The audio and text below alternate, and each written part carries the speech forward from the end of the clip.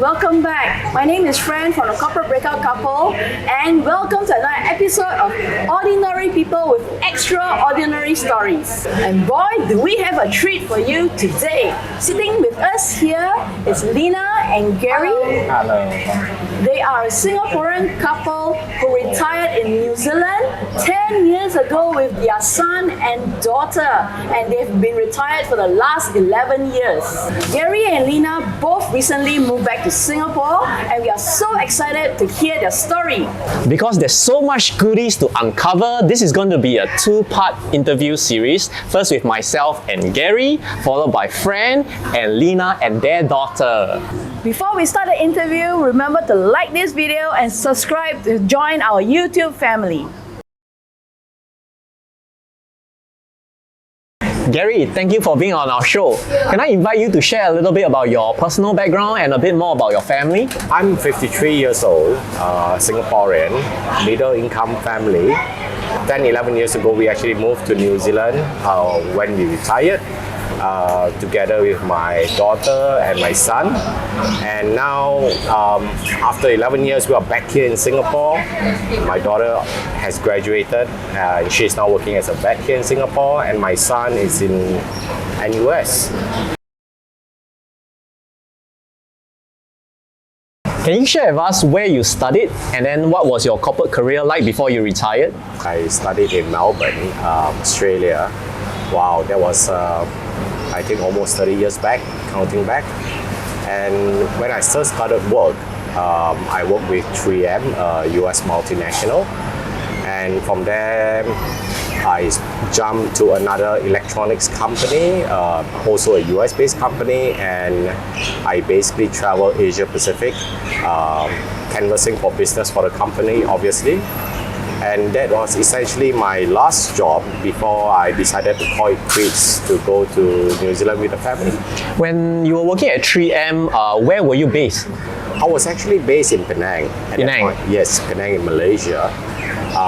And in 2008, after my new job, I was responsible for Asia Pacific, and I decided to actually set up companies, overseas organization here in Singapore, because obviously Singapore is the hub of Asia for electronics, and it's just a natural decision for us to move here to Singapore.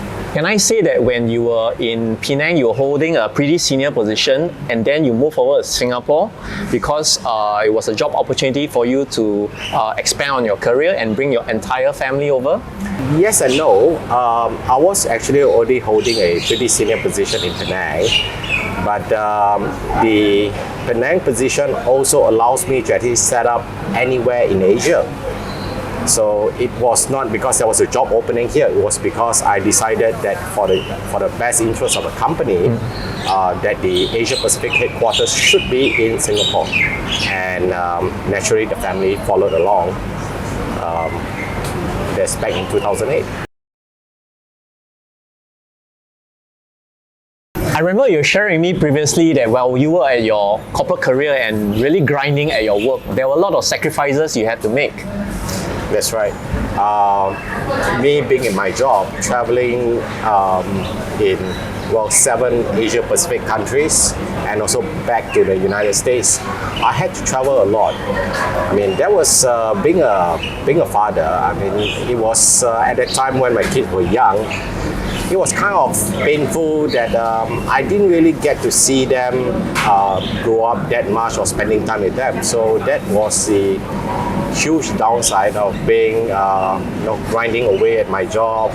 And even when I was off work, there were still emails, phone calls coming in from my customers, my suppliers, my colleagues. There was 3 a.m. meetings at night. Wow. So there wasn't much time for me to spend quality time with my wife or my children, and I feel that is the biggest downside being a family man. And it was really getting to me. I'm not sure why am I working so hard and yet missing out on the most important thing that I felt was my family. And what age were you when you had that realization? Oh, actually pretty young. I was in probably my mid to late 20s. That I already had that kind of feeling that, but I know that, well, I still have, because I did not, at that point, did not really have a choice. You need income to put food on the table, to pay for my children's education and occasional recreation. Just like a typical family. But I knew that I wasn't at that point where I could kind of make the choice saying that, this is all we need. We need to stop at a certain point so that I can get to spend time with my children. So, yeah. What was your main motivation for moving your entire family from Singapore to New Zealand about 10, 11 years ago? Actually, New Zealand for us is just a country. Me and my wife, we both graduated from Australia. And we already had a plan a long time ago that we do want our children to have a balanced education, an Asian education for starters, followed by a Western education, so that they will have a complete all-round education. New Zealand was just happened to be a place where we have never been to, but we took a recce trip back in 2011, and basically everyone just loved it. And we decided that instead of Australia or Melbourne, where we both actually lived there for a while during our university days, so we decided to say, hey, why not New Zealand? But then coming back to the motivation itself, well, at the time when we decided, or I decided it's enough, I said that why not? At that point of time, bring my children to New Zealand. Me and my wife, we can enjoy, because we enjoy the outdoors, we enjoy spending time with our children. Why not? That is just perfect. At the same time, being residents in New Zealand saves us a ton of money in terms of school fees, because being residents is free for education, and university we are charged citizen rate. Wow. So in the long term, actually, it's a huge payback, because we save a lot by even being there itself. And of course, a huge bonus is that I get to spend quality time with my kids and seeing them grow up, guiding them as a father, and obviously the mom would actually do her mom thing. So I'm so curious, and I'm sure the audience is very curious as well. What was the thought process behind the entire planning? How you even can shift your entire family to make your early retirement happen, together with giving your kids a Western education, and the finances behind it? Well, I'm going to stick to the part where it's important about the finances part. Actually, me and my wife, we kind of started pretty early in our career. I still remember vividly when I first started my job at 3M. I had to wake up at like 6:30 in the morning, get ready, clock into office at before 8, and probably work until like 8 o'clock at night. Then, just after the first week, I was thinking, oh gosh, do I have to do this for the rest of my life, or pretty much until I retire? I said that, no, honestly, I can't even, that's the first week of me working, and I was thinking, there has to be a better way. Yes, I understand that I still have to provide for the family. I still need a certain amount of money, income, in order to give a reasonably good middle class lifestyle to my family. So at that point, me and my wife, we sit down and we discuss, and we said that no, let's focus on what's important. Obviously, that at that point when we started earning, we were already saving a huge portion of our income at a very early age. And besides saving, we know that investment is very important at the same time to grow the savings to a certain point, sometime in the future. Look, I was young at that point. I didn't know when in the future, but sometime in the future, I understand that the wealth would generate enough income for us to be able to live a good, well, I would say upper middle class lifestyle without having to work. Wow. So that was kind of the thought process then, and obviously we stayed on the journey, which is very important. Wow, it's amazing how much clarity you have at such a young age in your 20s to, if I can sum it up, how you have the vision and your main motivator, which I believe you have said is your family, right? And then finding the different ways and means to create the finances to make it happen. Would that be a summary of what you were thinking then? Yes, absolutely. I think that, I think I can relate to a lot of people, especially those who have just started working, that a lot of times that we have to decide what's really important to us. Like when I knew what we need to do, there was basically the point where we decided that the difference between a Chinese phone and an iPhone, which obviously the iPhone will cost a lot more, but I decided that look, I just need a phone. I don't need to show off to other people that look, I can afford an iPhone. I just buy a phone that I can use. I mean, this translates to a lot of other things like brands, from your shirt to the car you drive. Material things. Correct. And I can still remember at that point, as part of the plan, I was driving actually a pretty nice car when I just graduated. It was a nice Honda Prelude with the eyes pop up just like I don't know, a Ferrari, a Lamborghini, or whatever you want to call it. And as part of the plan, I actually sold off the car and downgraded to a simple Datsun 120Y, an ugly looking beat up car. It was actually my father's car. How old were you when you did that? Wow, I was only maybe 22 years old. Wow. And no, but that's not the point.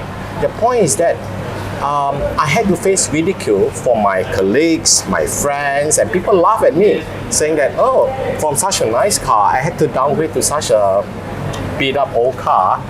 But I knew what I wanted. The important thing is that I defeated myself. Wow. Instead of buying things to show off to people, I knew that I had a plan, and the plan involves me actually having to let go of my ego, having to show off or anything. And I think my wife actually saw the same thing, and it was important that both of us were on the same wavelength. Wow. So to say. So yeah, you got to start off with that first as a main point. And then obviously at that time we didn't have kids, but kids was just a natural progression. After they came along, we knew that what we wanted for them too, and we stayed on path. It's important to stay on track throughout that, and yeah. That's fantastic to hear, because you and Lena actually had the early retirement plan before your kids came. Yes. And when your kids came, that didn't deter the both of you from proceeding with your early retirement plan. Exactly, because we knew we were going to have kids anyway, and the plan was to work as hard as we can, save as much as we can, and when kids came along, we consider it just a natural progression. Wow. Did not change the plan. Yes, it dented our finances a little bit, but on an overall basis, our salary, obviously, for both of us working hard, did increase a lot, and we did not actually upgrade our lifestyle at all. It's just that whatever our kids need, we provide for it, whether it be the milk powder or tuition, we still go ahead and do it. But it did not change the plan. And actually, we achieved the plan according to what we set out to do. Wow, that's amazing. Yeah. Gary, you know what's really amazing? You and your family, you all are Singaporeans, and you all have permanent residency, all four of you, in New Zealand, and yet your entire family has MM2H in Malaysia, 3 countries. How did you all even have the foresight to be able to make this happen? Actually, coming to think of it, it was actually in the plan when I thought of it way back when I was still in Malaysia, that I wanted my children also to come here. And I did actually envision at that point of time that I think it'd be great that being Singapore, what it is, being the center of Asia at that point, they have probably better career opportunities. And due to certain political reasons back in Malaysia at that point, I felt that the children's future would be much brighter here in Singapore. But at the same time, I knew that at that time that at that point in time, I thought that I wanted. And which year was that, sorry? that point of time when you moved to Singapore? That was in 2008. 2008, okay. Yes, when we actually moved. Okay. But the plan was already in place well before that. Okay. That I wanted them to have a Western education, just like me and my wife back in Melbourne. Yeah. So I knew at that point in time that we will actually eventually move to Melbourne together with the children for them to pursue their education. And then when we eventually come back to Malaysia or Singapore,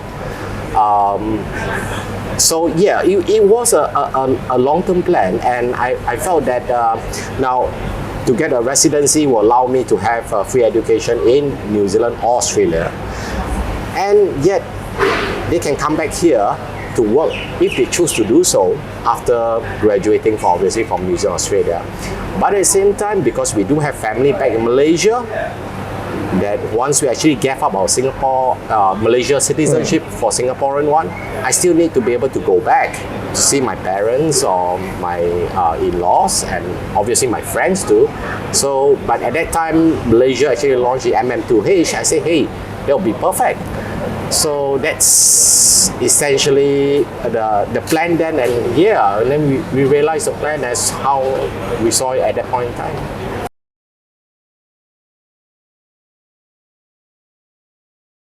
During your pursuit of financial independence, early retirement, besides your active income that you and Lena save a huge chunk, what were your other ways of creating income to help you towards your early retirement? We actually put our income to work for us, not our income, but our savings to work for us. Month on month, as we receive our paychecks, the savings after our expenses went into create a fund, which obviously grew due to what I did in the stock market investment, and that was, I knew at a certain point in time the income from the passive investment would exceed what our active income is. So investing is how, or one of the ways how you both got towards your early retirement. Correct. I mean, the investment part was what creates what I call it as passive income without us having to work, which applies from the time when we actually retired till today. So the same principle holds. When it comes to investing, you see, I started off pretty early due to the influence of my father too. At that point in time, it was in the stock market. Back when the stock market was very archaic, we just actually had like a stockbroker that you go to and you sit in front of a screen at the stockbroker, not at home. Wow. And you look at the buy, sell, and now bear in mind, I was only in my probably 18, 19 years old. Wow. I took my ang pao money and so-called trade, buy and sell. I did not understand what I was buying and selling. All I knew is that I had to buy low, sell high, obviously, and kind of started learning from that point in time. All I knew is that I need to have more from where I started. Obviously, knowing nothing, there were some hits and there were some misses, and but unfortunately there were some more misses, and I started to ask myself, why would the stock price go up or down? And that was where I started reading a lot about investing, fundamental investing, and how do you actually evaluate companies to buy and sell, and that basically started it off. So that was the kind of the tools of the trade, as you call it, as to how you increase your wealth from a certain point. Obviously, when I had more savings, I brought more savings into the investment part, and that was where I learned how to invest better, and I consistently did it even until now, until today, to actually learn how to invest. So it's purely income or wealth creation from the stock market. Okay, let me sum it up. You have 30 over years of investing experience. You are now invested in different stocks, ETFs, index funds, and making that money work hard for you. Correct. And that's where our main passive income is generated from. Wow. Obviously, although with so much years of experience of fundamental investing, for your audience sake, honestly, I don't recommend buying, selling, and trading. That's just me. If people were to ask me, I would say that do what is called passive investing via a low-cost index fund, the S&P 500 or what have you. But this is just my method because I'm pretty conservative. The first rule of my investment is don't lose money. And the way that you don't lose money is that by playing it safe. By not trying to attempt to beat the market. I think that applies to a majority of us. Obviously, there'll be a small portion of us who are like the Warren Buffetts of the world or the wannabes that can actually beat the market. But for us common folks like me, I'd rather play it safe because I think that there is a better way of doing it without risking capital in terms of risk management. After you moved to New Zealand with your family about 11 years ago, what were some of the activities that you did with your family that you could have never done if you were in a corporate job? Wow, there was a lot of things that we did. Like going for hikes. We loved hiking in the forest, in the snow. And New Zealand offers a wonderful array of such possibilities. Wow. Together with my family, my son, my daughter who loves it. And we went fishing, looking for free food, so to call. We went to the beach, we got free mussels, free clams, free crabs, free fish, caught fish, salmon, you name it.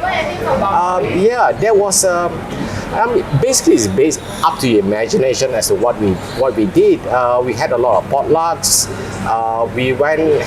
I think Lena did mention that one of our favorite things is to bring our camping stuff, hike into somewhere so remote with a beautiful setting, and we set up and we barbecue salmon, lamb chops, and we ate in the forest. That was one of the nice activities that we could do. See, the wonderful part is that I did not have to think that, I have to call a customer or I had to work in order to generate an income, in order to finance all that. No, my mind was totally free. We just had to plan and think what we want, the fun things that we want to do. Yeah, I know all these amazing experiences you wouldn't be able to create if you were still in your job. All working actively. Yeah. Correct, yes. So we did what our hearts told us to do for the day, for the week. It's basically freedom for us to choose what our fun activities that we want to do as a family. That was priceless for us. Finally, can you offer a word of advice to our audience out there, to people who are interested to be early retired, especially fathers, but are hesitant to do so? Well, good question. My honest advice as being a dad, I think that if you do want to spend more time seeing your children grow up, quality time, just do it. As long as your finances and you put your finances in plan and you are able to actually fund your day-to-day activities, and you feel that it's about time, not just a blind pursuit of your career or wealth, but put into perspective that you want to see your kids grow up and you want to be part of their life, just do it. Do not think too much. If everything is planned well for, just do it.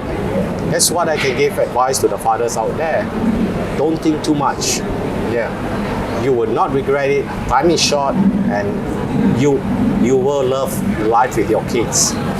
There you have it, everybody. This is Gary and he and Lena, the early retired couple with young kids when they started their journey and the kids have grown up. Thank you so much for being on the channel with me. Gary, thank you. You're welcome. All right, and to everyone, do like this video and subscribe to our channel if you haven't, and join our YouTube family.